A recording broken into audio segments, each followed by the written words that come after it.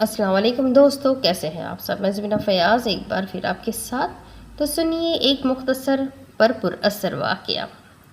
ایک نوجوان کی شادی ہوئی تو وہ اپنے والد کے پاس گیا تاکہ وہ اس کے اس نئے ازدواجی سفر کے لیے برکت کی دعا کرے۔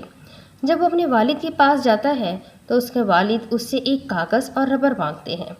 لڑکا شدید حیرانگی کے ساتھ جاتا ہے اور مطلوبہ چیزیں لے کر آ جاتا ہے اور اپنے باپ کے پاس بیٹھ جاتا ہے۔ باپ کہتا ہے لکھو۔ بیٹا پوچھتا ہے کیا لکھوں؟ باپ جو جی چاہے لکھو۔ نوجوان ایک جملہ لکھ دیتا ہے۔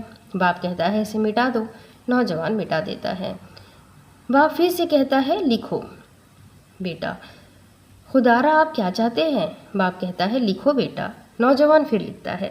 باپ کہتا ہے مٹا دو۔ لڑکا پھر مٹا دیتا ہے۔ باپ پھر کہتا ہے لکھو۔ نوجوان کہتا ہے اللہ کے لیے مجھے بتائے یہ سب کچھ کیا ہے؟ باپ کہتا ہے لکھو۔ نوجوان لکھتا ہے۔ باپ کہتا ہے مٹا دو۔ لڑکا پھر مٹا دیتا ہے۔ پھر باپ اس کی طرف دیکھتا ہے اور اس کی تھپکی دیتے ہوئے کہتا ہے بیٹا شادی کے بعد ربر کی ضرورت ہوتی ہے۔ اگر ازدواجی زندگی میں تمہارے پاس ربر نہیں ہوگا جس سے تم اپنی بیوی کی غلطیاں اور کوتاہیاں مٹا سکو اور معاف کر سکو، اور اسی طرح اگر تمہاری بیوی کے پاس ربر نہ ہوا جس سے وہ تمہاری غلطیاں اور ناپسندیدہ باتیں مٹا سکے، تو تم اپنی ازدواجی زندگی کا صفحہ چند دنوں میں ہی کالا کر لو گے۔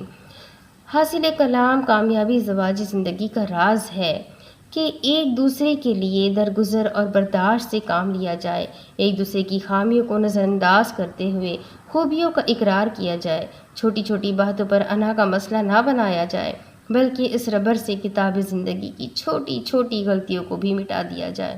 مذکورہ واقعہ سے یہ سبق بھی ملتا ہے کہ نوجوان کو چاہیے کہ اپنی زندگی کے اہم معاملات کو لے کر بزرگوں کی خدمت میں ضرور جائے اور ان سے رہنمائی کی درخواست ہمیشہ کیا کرے۔